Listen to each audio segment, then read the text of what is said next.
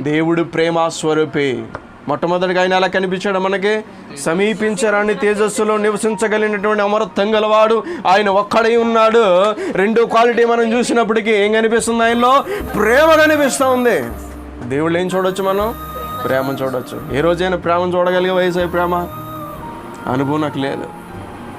దేవుడు అంటే మనకు ఒక ఆలోచన ఏంటంటే బ్యాడ్ థింకింగ్. దేవుడు ఏదో శాడిస్ట్, దేవుడేంటి ఎలా ఉంటాడో, దేవుడేంటి శిక్షించేవాడుగా ఉంటాడో, దేవుడేది ఇవ్వడో, దేవుడు ఎందుకు ఎలా చేస్తూ ఉంటాడు. దేవుడి మీద మన ఒపీనియన్ అంతా కూడా ఎలా ఉంటుంది? నెగిటివ్ థాట్స్తో రేజ్ అయి ఉంటుంది కదా. కష్టం వస్తే చాలు దేవుడిని తిట్టుకునేవారుగా మనం ఉంటాం. కానీ ఏసే ఏమందండి? ఏసేలో ప్రేమ అయి ఉన్నాడట.